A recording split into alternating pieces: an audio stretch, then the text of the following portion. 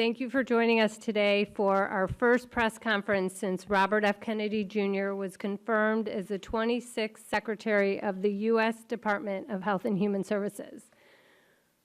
Welcome to the press and the supporters of the MAHA movement who are here today to listen to Secretary Kennedy and Walter Zaharadi's remarks regarding the CDC's latest Autism and Developmental Disabilities Monitoring Network survey that was published yesterday in the CDC's Morbidity and Mortality Weekly Report.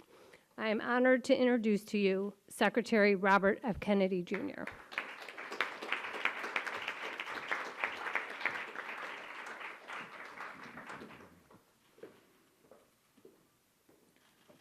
I'm going to go over some of the key numbers from the ADDM report. Overall, the autism is increasing in prevalence at an alarming rate. The study tests 8-year-olds who were born in 2014. And by the way, these studies are 2 years later than they should be. And one of the things that we're going to do as we move this function to the Administration for a Healthy America, to the chronic disease division, the new chronic disease division, is we are going to have updated real-time data so that people can look at this, so Americans can understand what is happening with chronic disease in this country in real time, and not have to wait 2 years to react. We don't wait 2 years to react to a measles epidemic, and we should not, or any kind of infectious disease. We shouldn't have to do that for diabetes or autism. The ASD prevalence rate in 8-year-olds is now 1 in 31. Shocking. There's an extreme risk for boys. Overall, the risk for boys of getting an autism diagnosis in this country is now 1 in 20. And as high in California, which has the best data collection. So it probably also reflects the national trend, 1 in 12.5 boys. This is part of an unrelenting upward trend. The prevalence 2 years ago was 1 in 36. Since the first ADDM report in 1990, which was 1992 births, autism has increased by a factor of 4.8. That's 480%, I believe. The first ADDM survey was 22 years ago when prevalence was 1 in 150 children. In all the core states, the trend is consistently upward, and most cases now are severe. So about 25% of the kids who are diagnosed with autism are nonverbal, non-toilet trained, and have other stereotypical features, head banging, tactile and light sensitivities, stimming, toe walking, etc. One of the things that I think that we need to move away from today is this ideology that the autism diagnosis, that the autism prevalence increases, the relentless increases, are simply artifacts of better diagnoses, better recognition, or changing diagnostic criteria. If you look at Table 3 of the ADDM report, it's clear that the rates are real, that they are increasing in the last 10 years, which is the beginning with the first one, year by year, there is a steady, relentless increase. I want to, because this epidemic denial has become a feature in the mainstream media, and it's based on an industry canard, and obviously there are people who don't want us to look at environmental exposures. And so I want to just read you some of the little excerpts from some of the older studies. The baseline for autism in this country was established with the biggest, largest epidemiological study in history, a study of all 900,000 children in the state of Wisconsin, children under the age of 12. They found 0.7 children had autism in every 10,000. That's less than 1 in 10,000. Today we're at 1 in 31.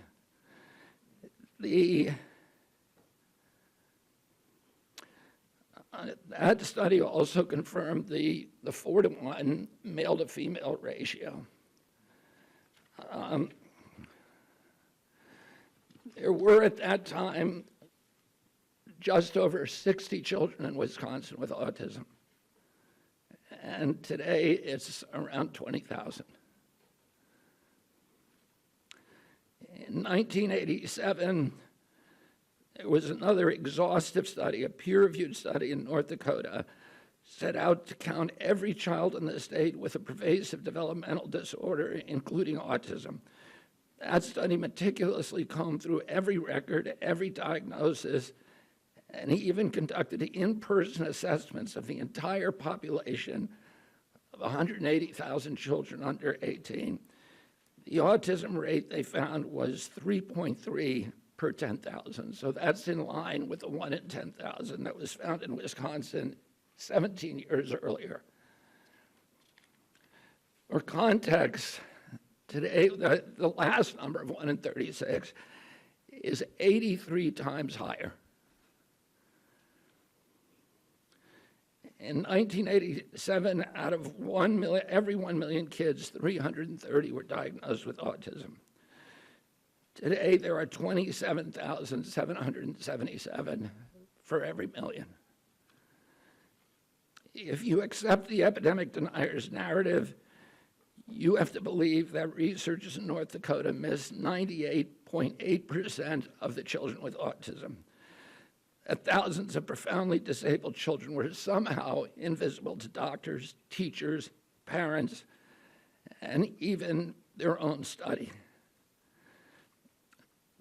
The same researchers who followed the original cohort for 12 years to double-check their number, they went back in 2000 and found that they had missed exactly 1 child.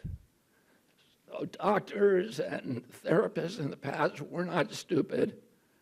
They weren't missing all these cases. The epidemic is real.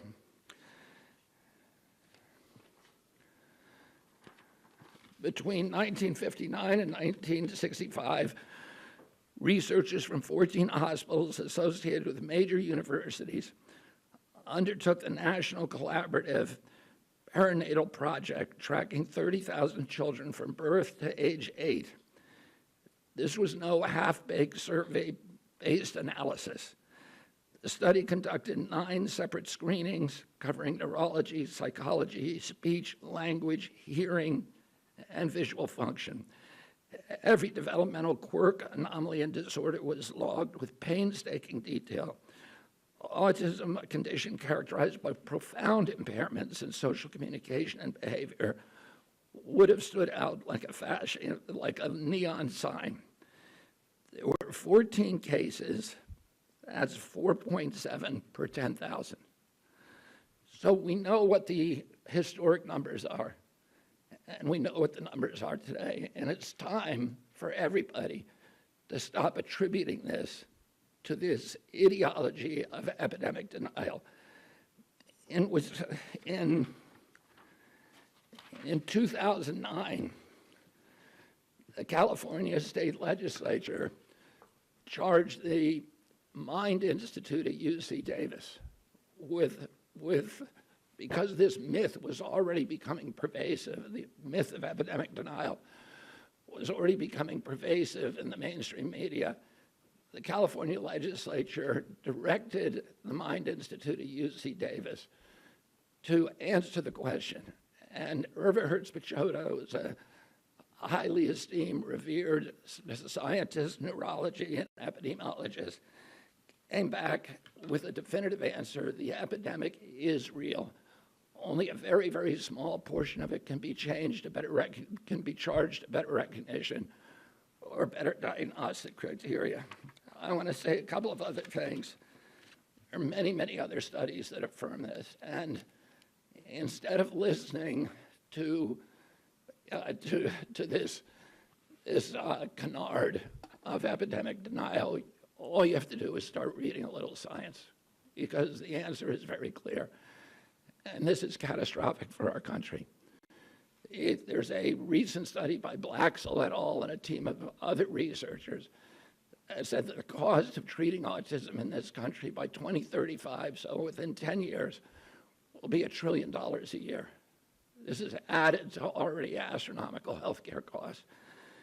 And then there's an individual injury. These are kids this is a preventable disease. We know it's an environmental exposure. It has to be. Genes do not cause epidemics. They can provide a vulnerability. You need an environmental toxin. And Irva Hertz-Pachoda pointed out that because of this mythology, that the amount of money and resources put into studying genetic causes, which is a dead end, has been historically 10 to 20 times the amount spent by NIH and other agencies to study environmental factors, to study exposures, to study external factors, and that's where we're going to find the answer. This is an individual tragedy as well. Autism destroys families. More importantly, it destroys our greatest resource, which are our children. These are children who should not be suffering like this. These are kids who, many of them were fully functional and regressed because of some environmental exposure into autism when they're 2 years old. And these are kids who will never pay taxes, they'll never hold a job, they'll never play baseball, they'll never write a poem, they'll never go out on a date. Many of them will never use a toilet unassisted. And we have to recognize we are doing this to our children, and we need to put an end to it. And I think I'm going to have Walter Zaharodny, who is the most senior researcher for this project for ADDM, and who's been doing this for many years, to come up and say a little.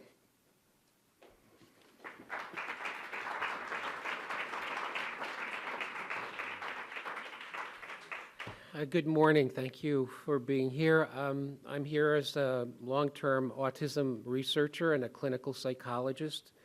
I get to wear two hats, one with patients and families, trying to help them get to a diagnosis and to interventions and treatments, but also for the last 20 plus years as the director of the New Jersey Autism Study, which is a CDC-sponsored autism surveillance system. We've monitored autism in New Jersey in concert with the Centers for Disease Control and Prevention since 2000. When we began our endeavor with CDC, we expected to do maybe 2 or 3 baseline studies to establish how many children have autism, because it was not expected that autism prevalence would increase. Other childhood disabilities, neurologic disorders do not increase or change over time. But somehow, for some reason, with autism, everything was different. Autism went from being a very unusual, rare disability, which affected, as the secretary said, 1 child in maybe 10,000, to being known in every community, every school district, every center that cares for children with disabilities. Autism is real. It's a true disability. It's not a personality quirky issue. Everything is changed for the individual with autism, and while there's a wide range of expression, it does change the family, and it does inevitably change the community and the society in which we find it. Autism prevalence has increased very dramatically. It's increased in New Jersey, where we have excellent resources and access to services, and it's increased in all the states in the network. It's increased not only by the CDC, ATOM network, active surveillance activities, but it's increased according to federal IDEA statistics and information from multitude of surveys. It is a true increase. There is better awareness of autism, but better awareness of autism cannot be driving disability like autism to increase by 300% in 20 years. That's what we saw in New Jersey. That's what the CDC report of yesterday indicates. And that's what, in my opinion, future reports from epidemiologists will show. The data provided in yesterday's report strongly suggests that not only is this a high point of autism prevalence, but in the future, rates can only be higher. Autism deserves to be treated as a real public health phenomenon, and I would say is an urgent public health crisis. It's not just that we're more astute or perceptive. It's not like 2 or 3 children out of for every one with autism has remained invisible. Autism is striking, and the consequences are lifelong. So I would urge everyone to consider the likelihood that autism, whether you call it an epidemic, a tsunami, or a surge of autism, is a real thing that we don't understand, and it must be triggered or caused by environmental or risk factors.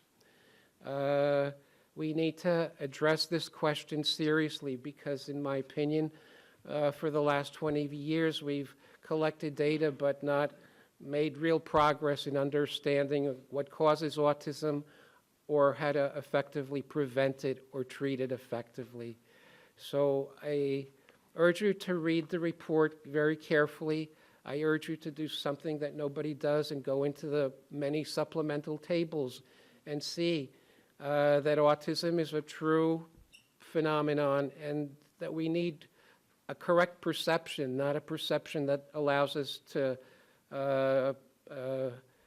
just provide services without understanding the root causes or the true factors at play. So thank you for your attention.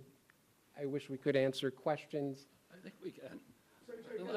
Let me just say one other thing. I referred to a number of studies. There are many, many, many others in the scientific literature that absolutely explode this mythology that this is, that the autism epidemic is not real. If you read the literature, it is absolutely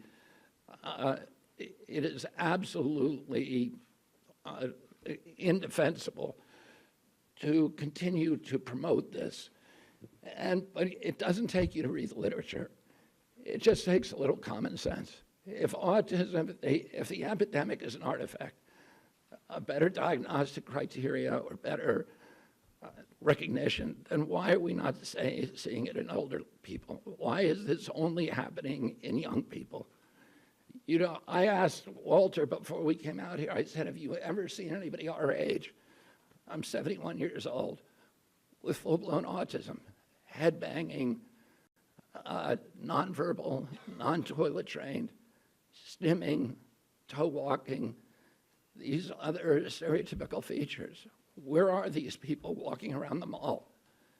You can't find them. They're not in homes. There are no homes for them. There are no institutions for them. Why are we seeing them on the street? Anybody can look around and see that this is a canard. And then you have to ask yourself, why is it so pervasive? Why has it been thrown up against us for so many years? And clearly there are industries. This is coming from an environmental toxin. And somebody made a profit by putting that environmental toxin into our air, our water, our medicines, our food. And it's to their benefit to say, oh, to normalize it, to say, oh, this is all normal, it's always been here. But that's not good for our country, and it's not good for the press to not be more inquisitive, to not be more skeptical. And within 3 weeks, and probably we're hoping in 2 weeks, we're going to announce a series of new studies to identify precisely what the environmental toxins are that are causing it. This has not been done before. And we're going to do it in a thorough and comprehensive way, and we're going to get back to with an answer to the American people very, very quickly. Secretary Kennedy. Great, thank you. Yeah, go ahead. Secretary Kennedy, I was not diagnosed with autism in 1994 when I initially did it. It took me 5 years to get diagnosed later. You also talk about the fact that the numbers increase with Black and Latino people, but your own study says these findings may indicate that improvements in ASD awareness, identification, and access to services in communities among Black and Latino, Hispanic, and API children have improved. Do you think that, are you denying that in the past, Black, Latino, and AAPI people had not been diagnosed? They had been diagnosed with behavioral disorders, they've been disciplined, they've been incarcerated, and now they're finally getting the services that they need. Oh, yeah, and there are small slivers of the autism epidemic, maybe 10% to 25% according to the studies. Highest studies are around 25%. That can be attributed to better recognition and better diagnosis. That means 85% are still, or 75% to 80% are part of an epidemic, and that's too many. And that is what we need to redress. Walter, do you have something you'd like to add? There's better recognition of autism and better awareness because there are more children with autism, and the professionals have greater reason to learn from what their experience and to diagnose. I wish the contrary was true, but it's not like better awareness pushes something that's not there. Rather, something that's there is being recognized. Can you please say your first and last name and outlet before asking a question? By the way, my name is Eric Garcia, The Independent. Thank you.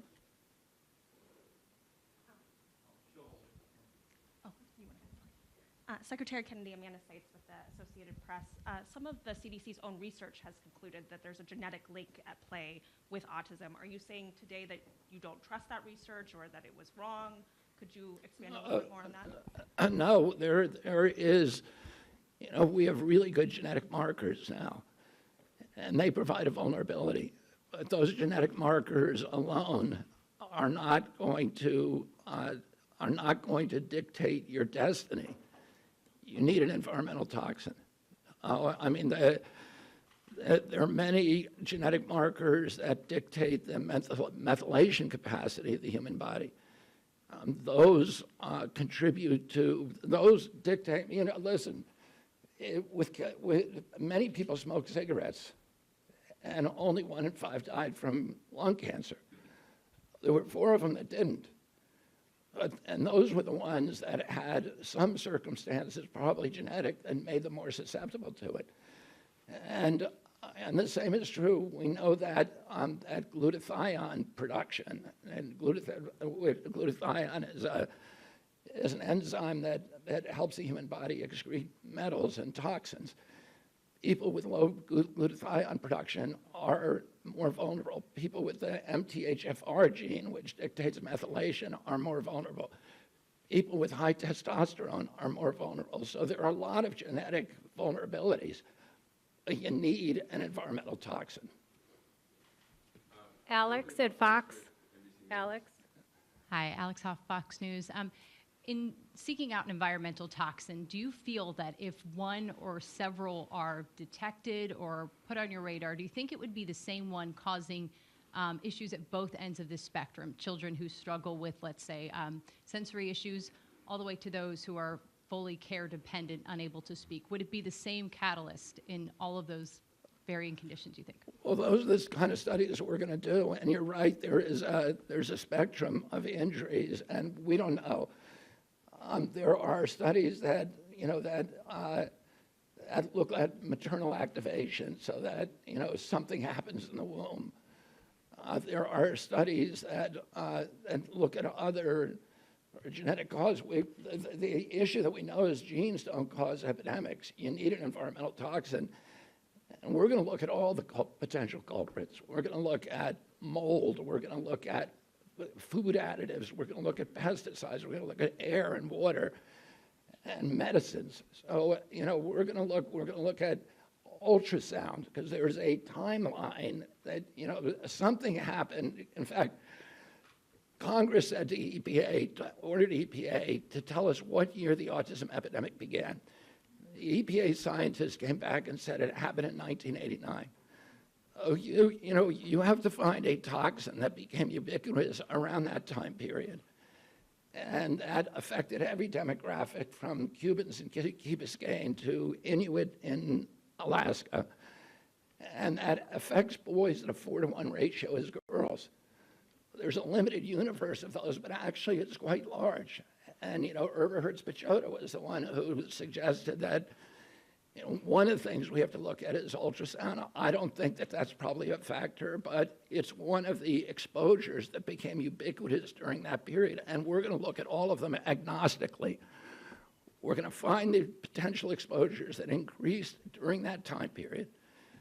And we're going to we're going to see if there is a link to this injury.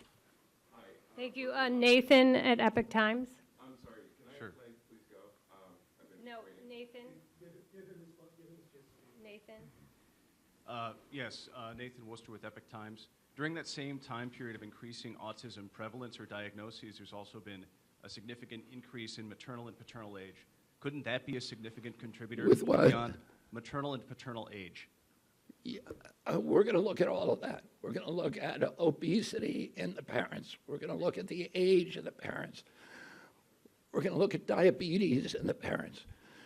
We're going to look at all of these potential exposures. And because of AI and because of the digitalization of health records and the mass of health records that are now available to us, we can do this much more quickly than has ever been done in the past. Cheyenne. This is our last question. Thank you. Do you still pledge to have answers by September, or is that going to be the beginning of this process? And are you open to following the science regardless of whether it confirms some of your expectations or not? Yeah, I mean, we're gonna follow the science no matter what it says, and we will have some of the answers by September. It's going to be an evolving process. We're going to issue grants the way that it's always done to university researchers and others. We're going to remove the taboo. People will know they can research and they can follow the science no matter what it says without any kind of fear that they're going to be censored, that they're going to be gaslighted, that they're going to be silenced, they're going to be defunded, delicensed, and we're going to give them permission to do this research. And then we're going to open it up to the research community, and we're going to task them with certain outcomes, and we're going to have them come and bid on how to do the research. This is all being run by Jay Bhattacharya and I think Martin Koldorf may be also working on this on designing the grant proposals. So it's going to be done by credible scientists, by the most credible scientists from all over the world, and we're going to do it very, very quickly.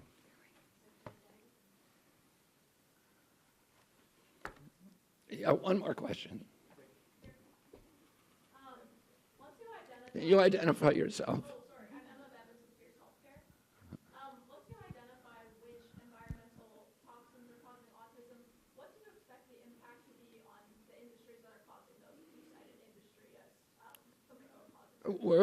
I think we're going to figure out a way to make pressure on them to remove it. And I think also, there will be market forces that also exert pressure on them to remove it. And I want to say that I'm very grateful President Trump because he tasked me on day one of this job with making this a priority of finding out what's causing the autism epidemic, and we are going to do it for him. Thank you all very much.